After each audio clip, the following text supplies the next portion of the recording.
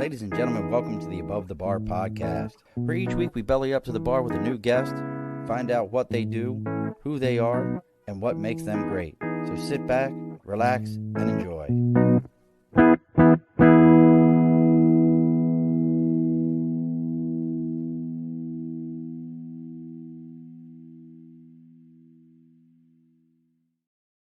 Alrighty, folks, it's the Above the Bar podcast. It's your host, Sean. We're back. It is a somewhat sunny day. What's sunny wherever our guest is. It was 50-50 today here in the great Northeast, where we've gone from 2 weeks of nothing but dry weather to the heavens have decided that it's time to open back up and make things happen for us. So joining us today, a man who needs, well, I guess it depends upon the industry you're in, whether or not he needs no introduction. He is a serial entrepreneur, and that has nothing at all to do with Kellogg's. For those of you who don't understand that, digital marketer, a writer, underwater basket weaver, anything that you could think of. Our guest today can handle it for you, or at least tell you how to start a business with it or market it in some way.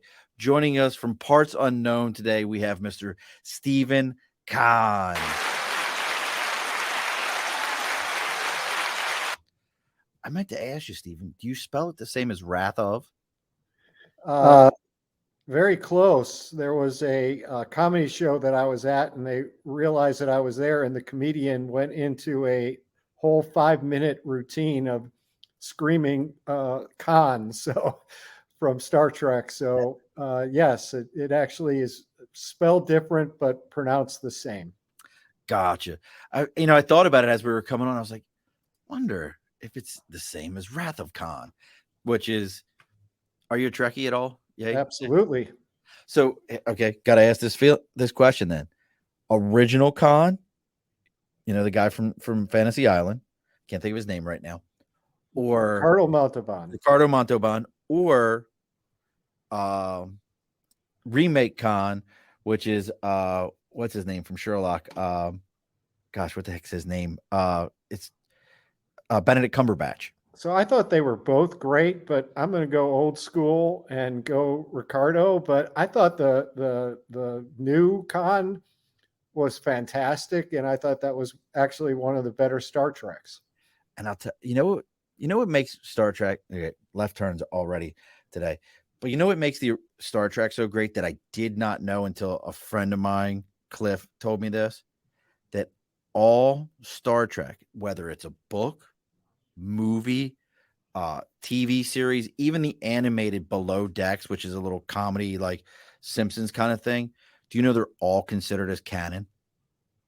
I did not know that. Everything in those, and they will reference back to each other in things to be like, yeah, oh, you remember when such and such happened?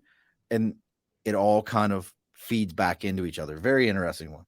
So there's your piece of worthless knowledge today, folks. I hate to admit it, but I actually went to see William Shatner, my wife and I, where they played The Wrath of Khan at this huge stadium. Nice. It was like they played the movie. There were probably 5,000 people there. And then William Shatner came on stage and did about 45, 50 minutes.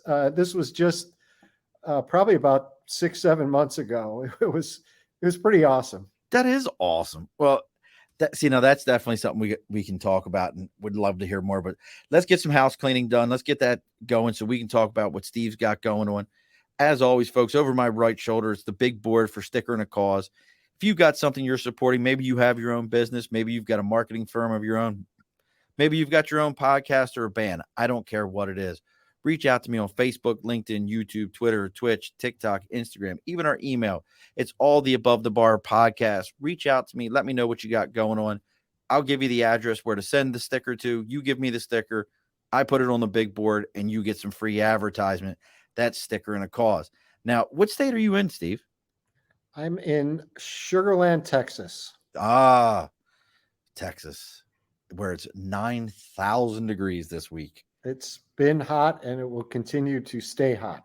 Yeah, you guys are like, when they have the heat thing at Purple, during the news, you know it's hot, and they're like, yeah, the entire state of Texas is under excessive heat warnings. But my buddy is out in Grapevine, and my aunt used to live in Friendswood. I know very little about Texas though. But interestingly enough, our sponsors for this show, they're headquartered in California, and their parent company is right there in Dallas. Have you ever heard of Budget Blind? I have not. So Budget Blinds, I'll give you this scenario. Picture, beautiful custom blinds perfectly complementing the decor of your home, providing privacy, blocking it. You need this, blocking out harsh sunlight, because I can only imagine what it's like there right now. And you can get these blinds of your dream just as easy as reaching out to your local Budget Blinds. If you're up in my area, you can reach out Budget Blinds of East Greenbush or the Budget Blinds of Hudson and Coxsackie, New York. And here's the best part about the entire thing. For a limited time, if you let them know that you're there to belly up to the bar, they're going to go ahead and give you 10% off your first order, the entire order, 10%. Just tell them you're there to belly up to the bar. And on top of that, you get a free in-home consultation. The measurements are free. They're not going to charge you to just. Have you ever seen that before, Steve, where people charge just to measure? I wouldn't recommend those companies. That's my whole thing. The consultation's free. The measurements for free. Guess what, folks? If someone's coming out to do work at your house and they have to measure, don't let them charge you for that. Because guess what? They need the measurements to do the work. So they're just charging you to show up. They're just hiding it as something else. So these guys are going to give you free measurements. Everything's done in your home. The product's getting shown in your home. And with it being a Budget Blinds product, it comes with a 5-year, no questions asked warranty. The dog eats the bottom of it. The kids throw a baseball through it. Whatever the case happens to be, it's 5 years, no questions asked warranty. Just call up whoever put them in and say, hey, look, I need the one in my front room replaced, and they'll take care of it. So again, reach out if you're up in my area, because that's where our sponsors are at. If you reach up to the Budget Blinds in East Greenbush or down in Hudson and Coxsackie, New York, and let them know that you're there to belly up to the bar, they're going to give you 10% off your entire order. Just let them know you're there to belly up to the bar. All right. All that's done. All the house cleaning is done with, Steve. All right. Who's our? Oh, Nate's already popped in. My buddy Nate out in Western Maryland. He's already here hanging. Nate, this is right up your alley, digital marketing. So let me see if I get everything right for Steve. Serial entrepreneur, author. You have your website, which is streaming across the bottom of our screen right now if you're watching the live, which is Stephen with a V, Mark Kahan. That's KAHAN.com. So you got your own website. But you're also, how many startups have you been involved in? I've been blessed to have worked with 7 startups over many years, all of which have grown at a super quick pace to either have a good exit in terms of it being sold or going public, that have generated about a little more than $5 billion in shareholder value. Was that with a B? That was with a B, wasn't it? Yes. Wow. And how many of these were you a founder of? Well, I was a founder of one, and this was, I probably sold way too early, but in each case, these were smaller companies. For example, the last company that I joined was a company with a kind of a funny name called Thycotic. And so I realize it sounds a little bit like psychotic, but it's Thycotic. And that company, when I joined, was a little under 5 million. And 5 years later, we were 145 million, and then sold for 1.4 billion. What?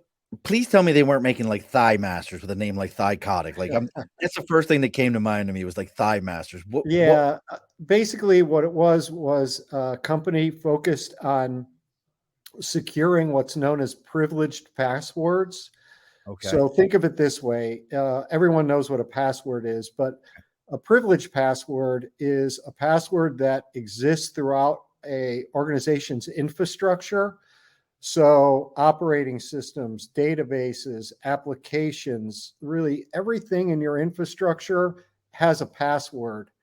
And if the wrong people get a hold of those passwords, they basically have the keys to the kingdom.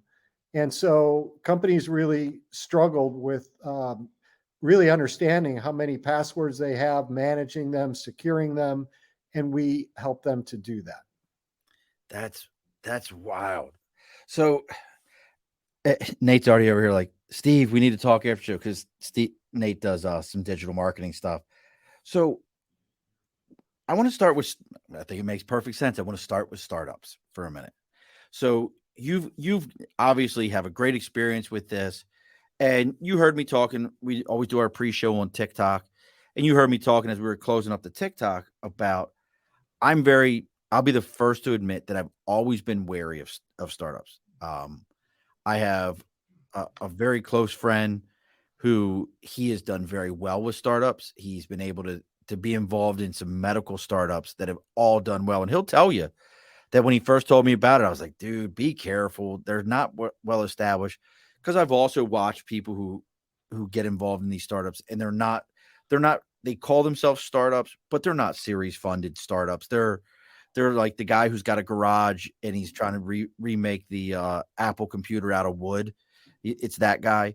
So when people are looking into startups, or maybe even better than that, as someone who's been involved with 7 of them, when somebody's telling you that they're either involved with a startup or they're going to be a startup, what are some of the things that people should be on the lookout for to make sure that it really is what people are saying it is?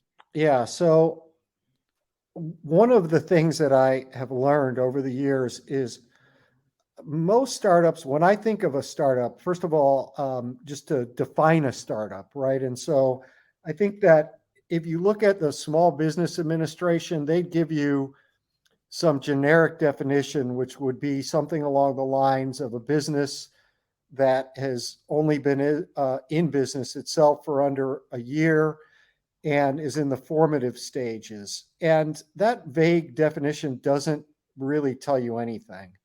And so, to me, I think the best definition of a startup that I've heard is from a mentor of mine who owns a venture capital company, a CEO that I had worked for by the name of Doug Irwin. And he said that a startup is it's sort of like the last frontier for outlaws. It's the place where nonconformists can live, create, and sell their ideas. And to me, it's like, how cool. Who doesn't want to be involved in that? Who doesn't want to be the rough riding rebel that is running circles around the big bureaucratic companies? And so, first of all, I think a startup it's a culture. It's a mindset. It's typically a small team of crazies that are hell bent on changing the world. And I think the real key is that if you think of a startup, a lot of times, particularly young professionals, when you mention the word startup, they think, well, okay, I got to start up my own company. And really, for me, other than one time, never really viewed it that way. I was looking for companies that already had achieved some level of traction, but really the founders had no idea how to grow their business. And so what I've learned is what to look for on how to separate a startup, because all the CEOs have good stories. So to separate the ones that have good stories versus the ones that have a good chance for success.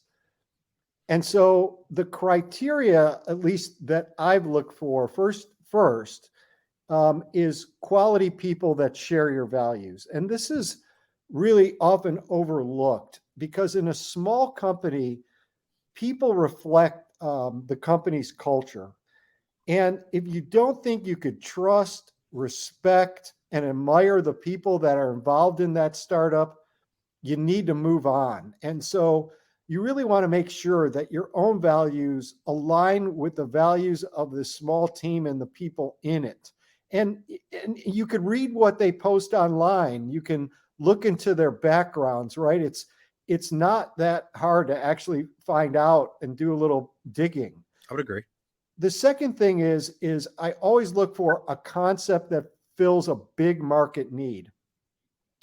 And particularly in the B2B world, especially when money is tight, which it almost always is that people spend money on must solve problems, not nice to solve. And so I look for companies that play in spaces that you really got to solve for, where there actually is a big identifiable market. And if I see there's no competition, or someone says we're the only game out there, I avoid that type of company like the plague, because that sort of tells me that I would rather compete against like multiple big boys and then find my unique niche than a space that is small or really non-existent because there's nobody else in it. Now, I I want to pause you for a second because Sure. you've said a couple of things that I'm very curious about. So I guess I get, competition breeds success. I'm a firm believer in that. Mhm. But when you're looking at that, and I want to go back to culture for a second. I've always said this. I'm a firm believer in it. People don't quit bosses; they quit cultures. That's really what when people are leaving jobs, what they're doing. What are some of the things? And you've talked about this. You're very active on LinkedIn. It's under Steve Kahan. That's Steve with a V, Kahn on LinkedIn. You're very active there. I'm very active on LinkedIn. If you didn't know, if you hadn't noticed, I'm very active there also. But I'm curious of this for you being an active person there. How much value do you put into that location? Like, I feel like, and the reason I'm asking that is if I'm looking into you and I say, well, let me look into Steve, and I look on your LinkedIn, I think it's going to be a professional reflection of your professional side. But if I wanted to know your moral, I might look at your IG and see who you're following, or your Facebook and see what you've got posted. What are your thoughts on that when trying to figure out culture? I think that if you're particularly looking at posts and looking at things like LinkedIn, I think you could get a sense of, who that person is and what they stand for based upon what they're writing about, whether that's in LinkedIn or some other forum, right? For example, how passionate is that person for their company and the products that they represent? Is this something that they really believe in, or does it sound like it's a bunch of marketing BS, basically, where they're spouting off talking points that were given to them from the marketing department? I think you could tell things like, is someone writing, and do they have the communications ability where strong communication is actually something that is valued within that company? Do they seem like they're someone that is an I person, or are they a we person? Are they giving credit to others? Are they sharing that credit? Are they willing to be accountable and stand up for the attainment of certain objectives, which you could get a sense for in terms of mapping up what they're posting and how the company is actually doing? I think you could tell, like, does this person have a sense of urgency? Do they have a sense of humor? Right? I mean, if things of that nature. Do they take themselves so seriously that it's almost off the charts? Do they communicate in a way that leads you to believe that that they have a good work-life balance, or is it like 24/7, 365, and that's what they're going to expect of you? So I think there's a lot you can infer.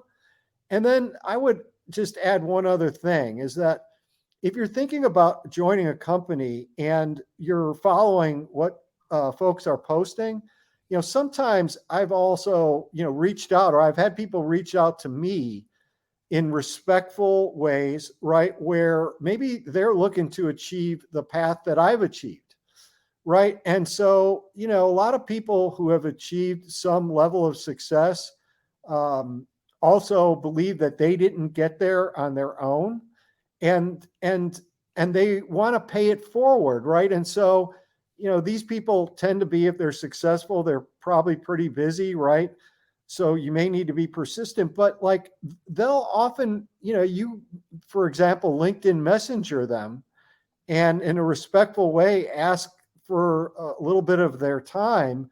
You'd be surprised how many people like actually will respond to that and might help you, right? And so long as they don't feel like they're being sold to or what have you, I Amen. think that those people might help even more than you think, right? And so I think when you take all that together, you could get a sense of that the culture through the person or people that are posting, who work with a company. I agree with everything you just said. And it's funny you mentioned reaching out and asking somebody for their advice or their help, because who doesn't want to say at some point, and I this is our egos, who doesn't want to say at some point, if I reached out to Steve, and he was like, gave me this piece of advice, whether I used it or not, and all of a sudden I was the next big billionaire, he would be like, I gave that guy that advice. That's his ego. We do that whether no matter what. So people want to help. They want to pass that information on. And please don't try to sell them. Oh God, I always get in mails. How many in mails do you have a day, Steve? With like, Well, like the ones that are selling, probably too many, and obviously those don't get responded to. I skip them. Yeah, right. I mean, it's like getting a spam email, basically through a different format. Different format. Absolutely. So I didn't mean to pause you on things to be looking at, but I mean, culture to me is so important when it comes to it. It really is the change in the American landscape for business. We all just, if you follow the news, we listened that they were talking about 14.5 million new jobs and all this other stuff.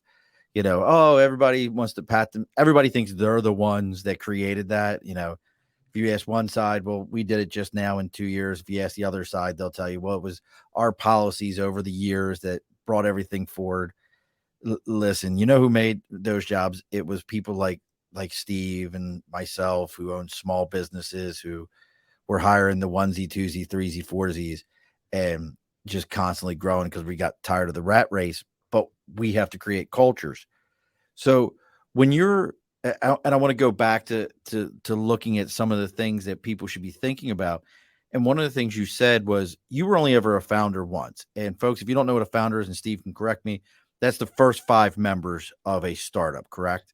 Yeah, or really, it could be the person or persons Oh, that had the idea that brought the company to market. okay. So what are your feelings when people are like, hey, I want to be part of this startup, but maybe, and I think maybe this is my mindset. Startups are attractive because of the equity side to it. Hey, we're going to give you some equity into the company. What do you think for people when they see a startup and they're like, they've already been around for a year. I'm not going to get any good equity, or maybe I won't get it. What are your feelings, or even going into to that process? What should people? What are some of the pitfalls of that process that people kind of do themselves dirty? Yeah, I think, so.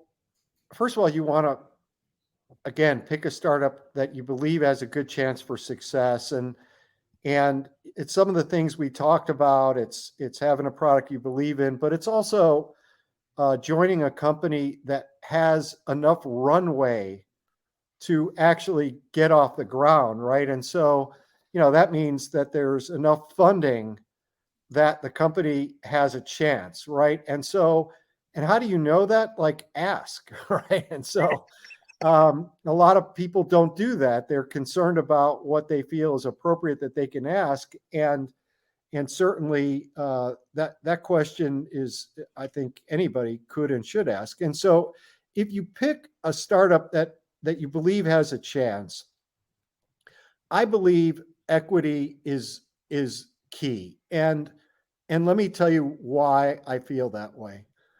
Because when you join a company, and let's just say you're moving along in your career, and let's say you're successful, right? You'll make more money, right, as your career goes on, and that's great. And then a funny thing happens. Your expenses go up as you're making more money, right? Amen. It's like you start buying nicer cars, nicer house, whatever it might be, having kids, etc.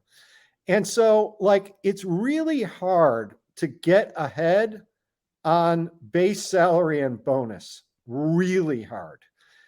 But if you want to give yourself the opportunity to create financial separation, then that's where the equity comes in, right? And if you pick a company that actually has a shot and use some of the criteria that we're talking about, um, that's when, like, that equity to a lot of people might seem like, hey, it means nothing when, because you can't spend it. But when the company goes to exit, it's everything, right? And so if you're in a startup and you don't have equity, again, ask for it, but also get a sense of, try to get a sense of what's the equity structure, how much is out there, like what's the company valued at, right? Because there's also a lot of stories where people sometimes get equity and they still don't make the money they thought they should, right? And so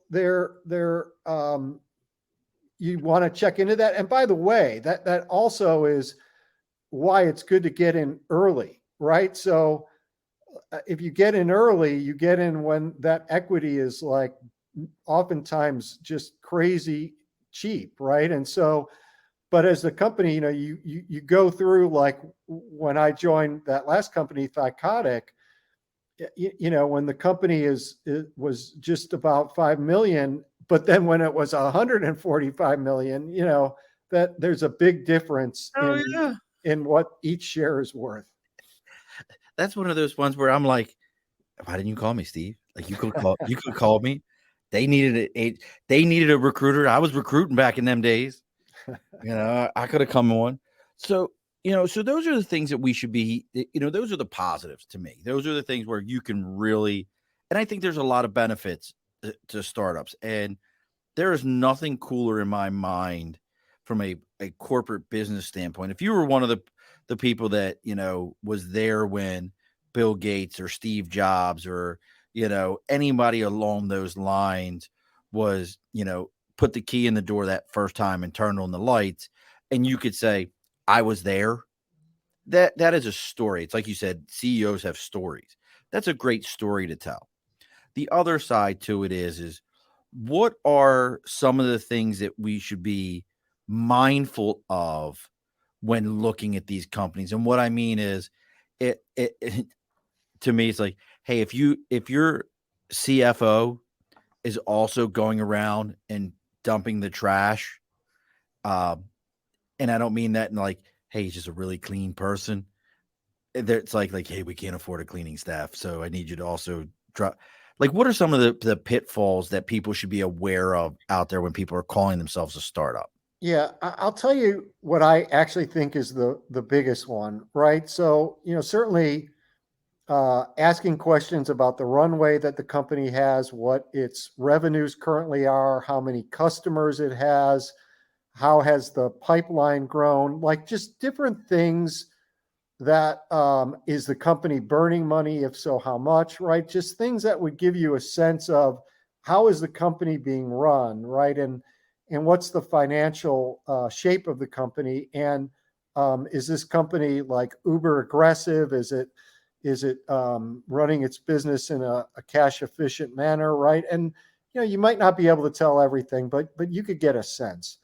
I think the biggest sort of drawback that I hear when I talk to people about startups is, look, at startups, like, they don't have big staffs. Don't you get burnt out? Like, don't you have, like, no work-life balance, right? And so I think that I would say is probably the number one thing that I hear. And honestly, I'm sort of like a type A workaholic myself, but I've learned how to deal with it. And so, like, here is what I've learned and how I've mentored or taught others to have a better work-life balance. And so, the first thing that I typically would say is I would ask that person to open up their calendar. So if they have a written calendar or they keep their calendar on Outlook, I'm looking for, is their calendar jam packed? And a lot of people would show me where it's back to back to back to back, right? And so what I've learned is you have got to be the number one defender and protector of your own calendar. Amen. And here's how you do it, right? And so, a lot of people say, well, that's easy for you to say, Steve. You're in a senior position, and so you might have a little bit more flexibility. And there may be a little truth to that, but here's how you do it.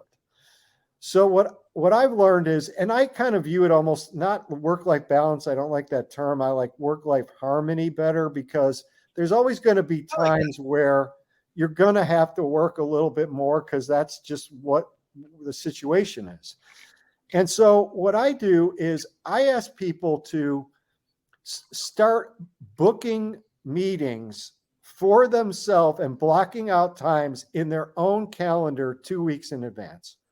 Whether that is for having breakfast or being home for dinner with kids or going to games, whether that's working out at lunch, whether that's time to think strategically, whether that's whatever it might be that could be for you, right? And then book around that, right? And it'll never be perfect, right? It's like you can't get freaked out if, like, there's a particular time when that might get sort of violated. But I think it's even just blocking out time to give yourself a chance to think about stuff or survey the playing field, right? So you can figure out, like, how are you going to move one step ahead of your big competitor, right? This is really important, and too few people do that. And when I started doing it, and I just changed everything. And as I had advised people to do that very same thing, I've had just wonderful feedback, because you just can't be at your best if you're constantly in meetings, in calls, answering emails. You need to be a little bit more sort of protective about your own calendars, and that will really help you to have that better work-life harmony. Well, first off, I love that you use harmony instead of balance. I think that's a great terminology. And the other side is I think regardless of if you're in a startup or whatever, I think that goes into any job. When I was in the Marine Corps and we were recruiting, all my RIs and ARIs, and these were our leadership team, would come to you and be like, who's got a birthday this month? Who's got, whose spouse anniversary? Why is it not on your calendar? What day are you going to take your wife to lunch? And they would ask that stuff, and kind of throw that out to us and say, hey, you need to put that on there. That's great advice. But that goes into kind of, taking that next step. And yes, so Nate wanted me to throw this out here. Nate and I he said, blocking out time for After the Lights Go Out podcast. We're starting another podcast. Nate's going to be helping me on, where we talk to professional athletes from different worlds who, after the lights go out, they're no longer in their sport, or if their sport didn't have a professional side, talking to them about, what has life been like when nobody cares that you used to be this person. They still want you to pay your tab. So we're doing that, but it kind of filters into your serial entrepreneur side.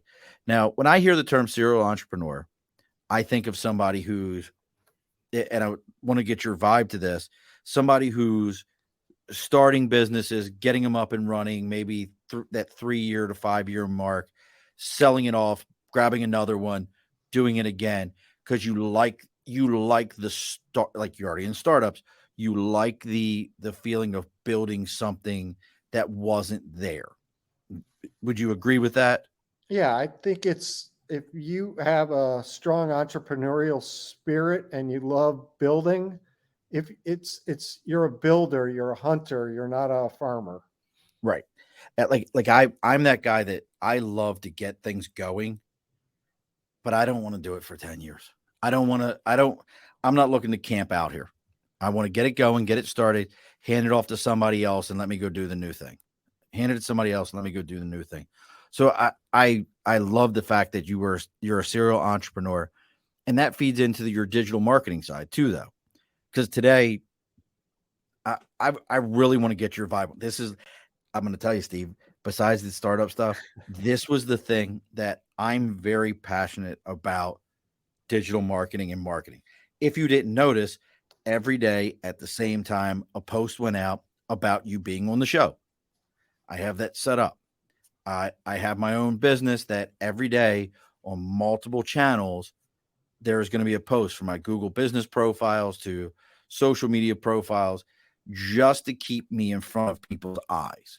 It doesn't have to be much, but I want to ask this question, and I balk at the modern day outlook that digital marketing is the only thing. What are, what are your feelings on legacy marketing? And folks, if you don't know what legacy marketing is, that's still print marketing, paper marketing. What is your feelings where with the marrying of legacy marketing and digital marketing? Well, I think that that many types of businesses benefit by doing sort of a hybrid model.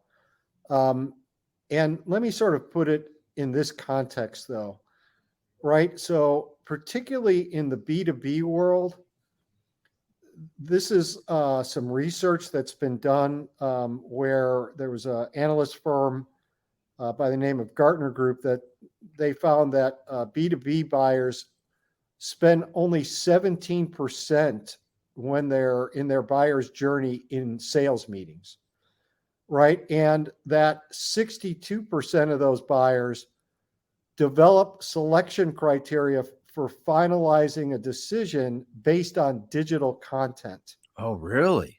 And so, think about it. Let's just think about it from this perspective. Let's say you're going to go buy a car. If you're going to go buy a car, you might like go to Google. You might go do some search about that car, right? You might go build the car The website. website of the manufacturer. You might go do some research for like how much should I be paying for this car. You might be looking at like other cars and saying like, well, gee, maybe there's a few other alternatives. You may know more about that car than the dealer sales rep when you walk in the door, right? And so the thing is that's how people buy today, right? And so like, I think that there is a role.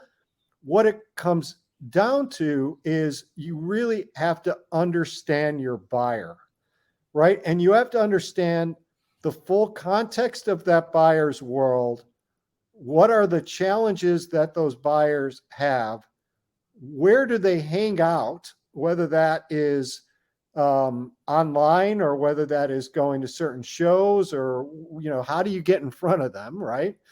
And then have some sort of content that quickly captures their imagination and gets them to act, right? And so that could be done in a digital format, that could be done in more of a traditional format, but it really depends upon who that buyer is and figuring out how you're going to nail that niche and go own that market of which that buyer is a part of. I understand exactly what you're saying, because I know with my business, I really I told this to someone recently. I was like, I do very well with Facebook ads, but I also do just as well with postcards, like physical postcards that show up in your mail and you go, oh, well, there's a coupon on there.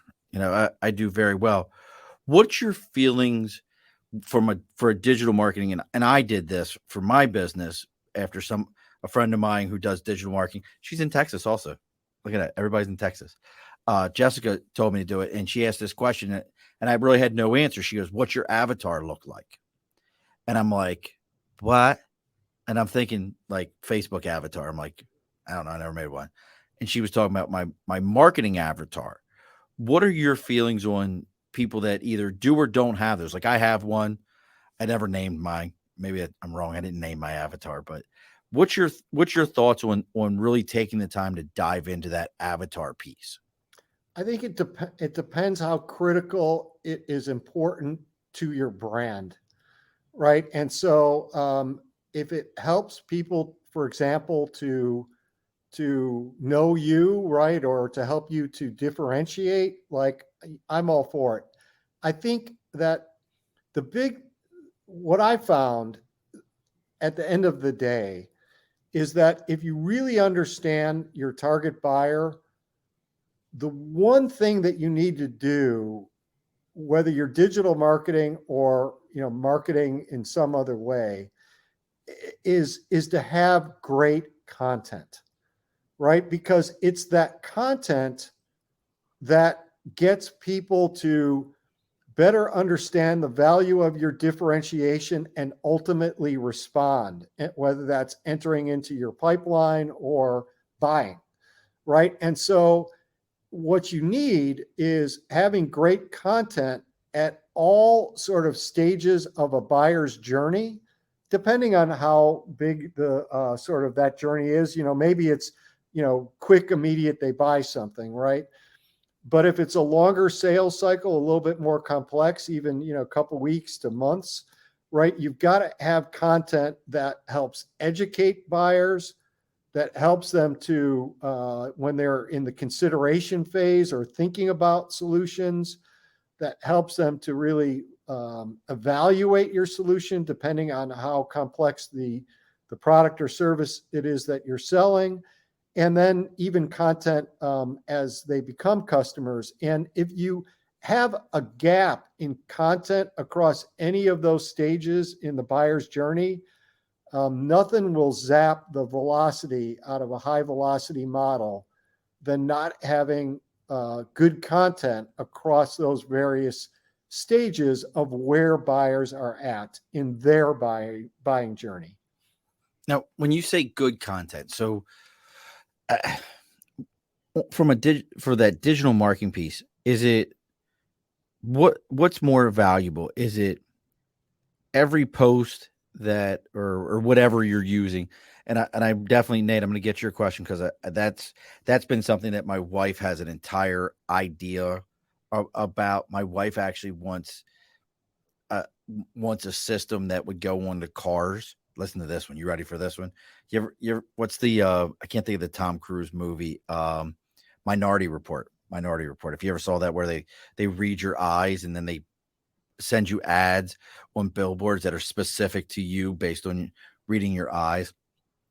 My wife is very into QR codes, and she says, "Well, why don't we have, from a marketing standpoint, readers on the front of cars that pick up on QRs that are on the side of roads, on our billboards, and automatically would just in your car, put up an ad in your car that comes onto the radio or whatever it is."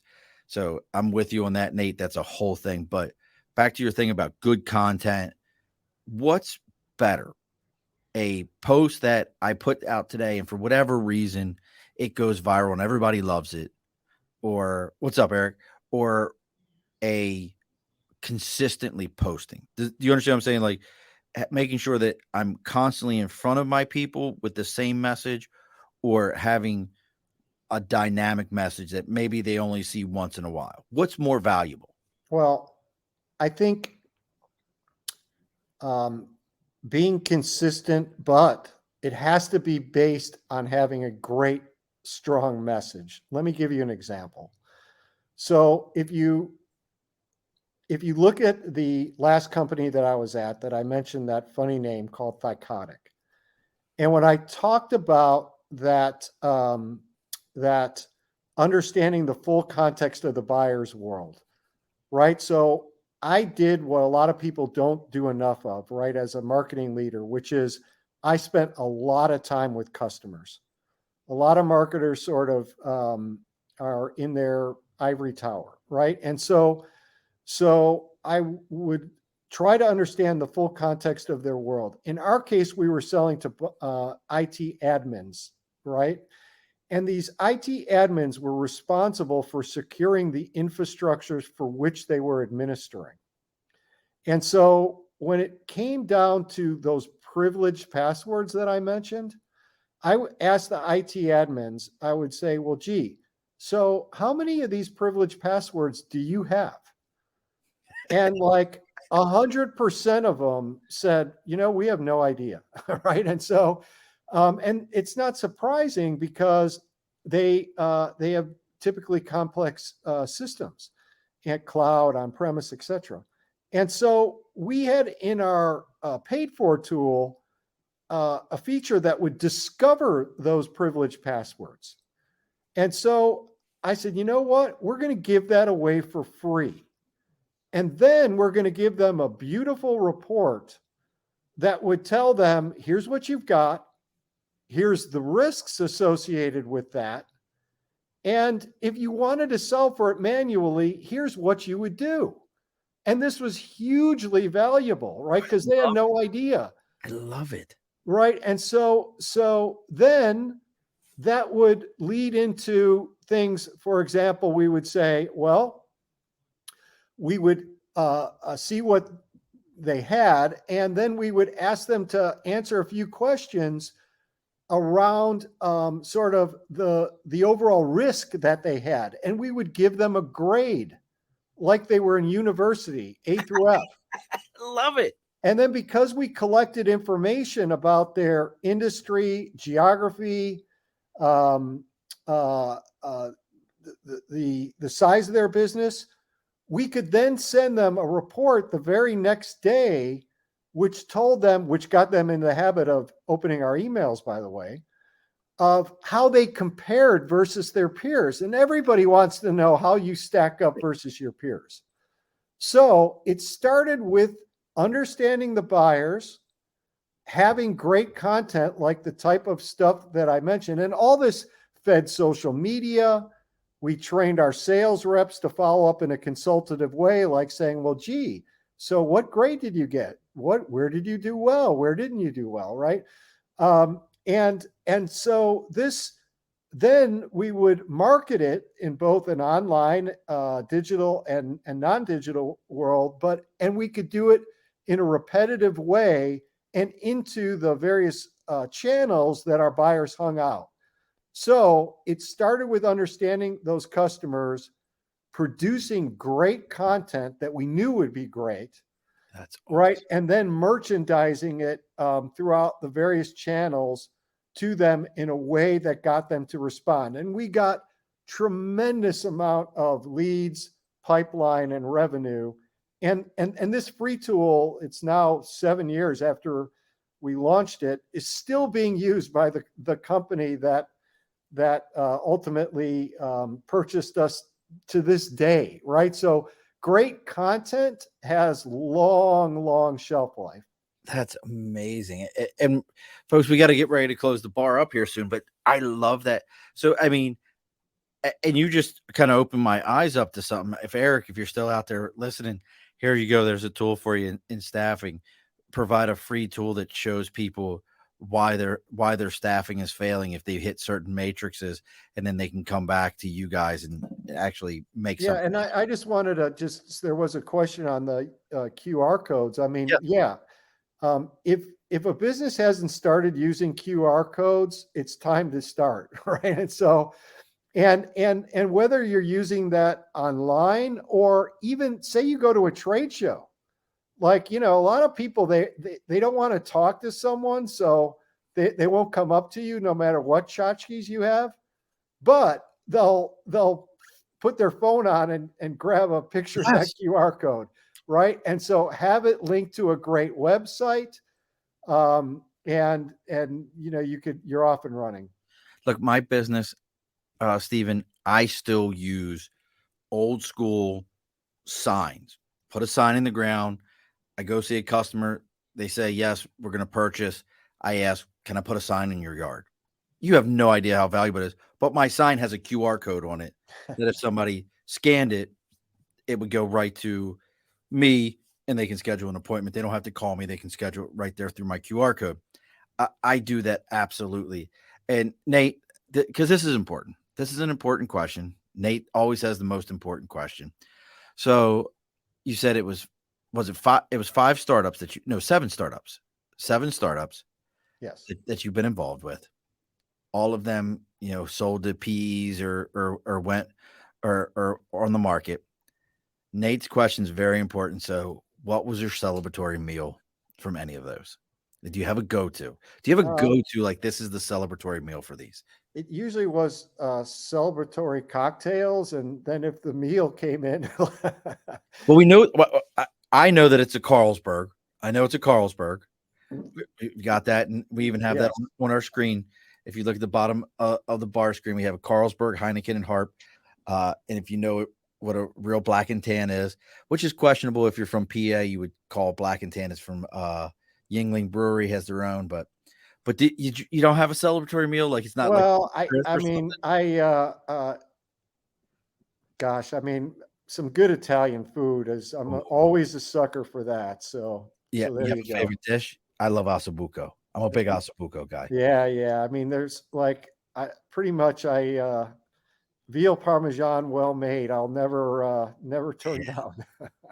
You so that was you'll laugh. Here's a funny one for you. While in the Marine Corps, Steve, I ate more veal parm in the Marine Corps than you could ever imagine because they would have like the veal patties. Have you ever seen like a veal patty?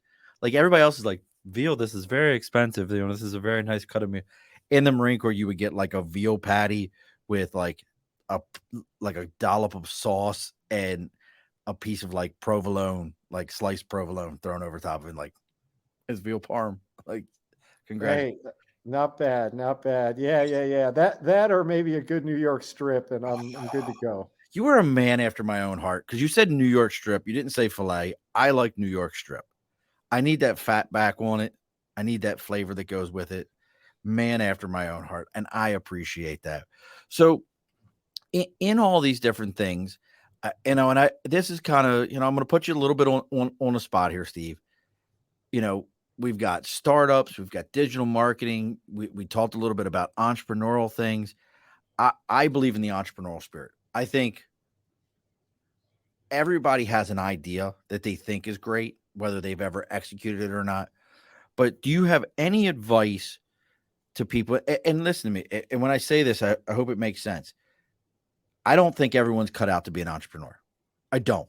Some of us are cut out to work for others because that stress of taking on your own thing is difficult. Mhm. But at the same time, and I hate side hustle. It's called a second job. Guess what, folks? Many people had two jobs in our lifetime. It wasn't called a side hustle; it was called a second job. It's so stupid. It's like I can't stand when people say, "I don't have the bandwidth to take that on." You mean you don't have the time? Is that what you're trying to tell me? It drives me nuts. But what is your advice to someone if they're looking to make that leap? Is there anything that you would say to someone that where they're like having to make this leap and start my own company that you would say either hold up, can you answer, this question or these questions? Do you have any advice like that? I think I do. I would say, first of all, realize that there's no substitute for hard work, right? And so some people think that there is an easy button, right? And so I wish there were once, right? And so what I found is nothing is as important than just rolling up your sleeves, jumping in that trench, and doing the good work, right? So I think that's first. I think secondly is you've got to have great persistence, because there are going to be setbacks, there are going to be obstacles. Um, it's rarely just up and to the right. I mean, it'd be great if life worked that way, but it doesn't. And so you've got to be able to understand that and have a great deal of persistence to stick with it and blow past those obstacles, ultimately to win. And I think the third thing I would say is that you've got to be someone that embraces accountability, right? And so, because there's going to be a lot of it and it will be on your shoulders, right? And so, particularly for sometimes, people like they've been surrounded by a little bit of a support staff.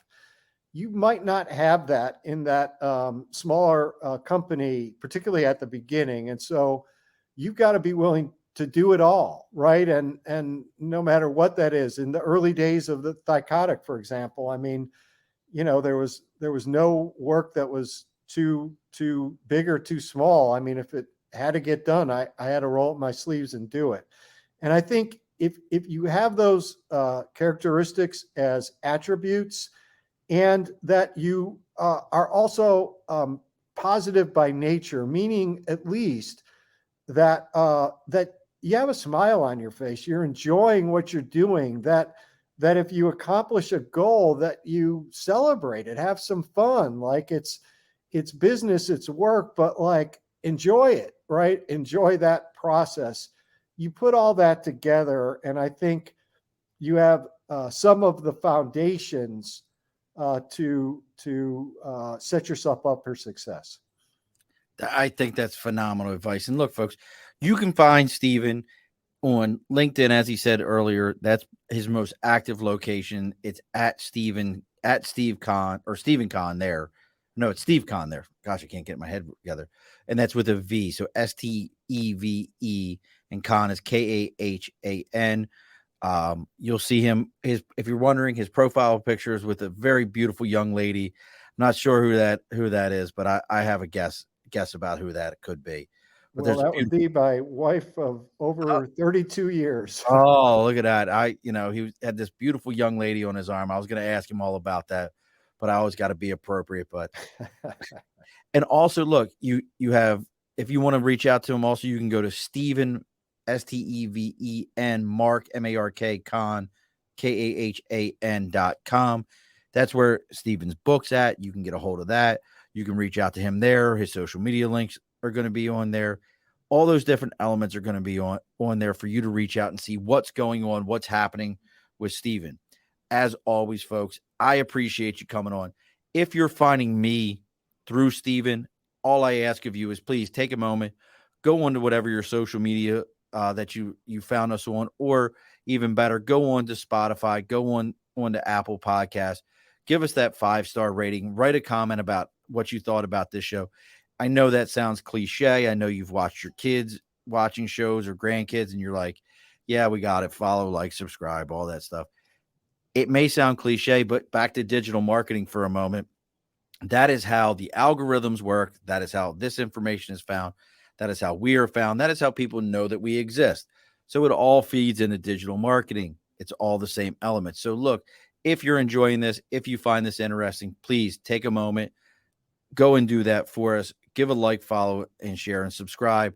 It really matters. Again, the big sticker. If you got sticker and a cause, Facebook, LinkedIn, YouTube, Twitter, Twitch, TikTok, all those different elements, please send me a message, let me know, and we will get you going. Now, Steve, I know you listened to all 186 episodes of the show. I mean, you probably binged them. You were really like intensely on all of them. I know that. I mean, because that makes me feel good about myself to say that to people. But that all being said, at the end of every episode, and don't log off after this because we got to talk for just a moment. At the end of every episode, the guest always gets the final word. So what's the final word tonight, Steve? If you want to learn how to be a digital marketing expert, go check out my book, High Velocity Digital Marketing. It's a Wall Street Journal bestseller, and it's available wherever you buy books online. Alrighty, folks, be sure to push your stool in. This has been a Second Front podcast presentation found on Apple, Spotify, and wherever podcasts can be found.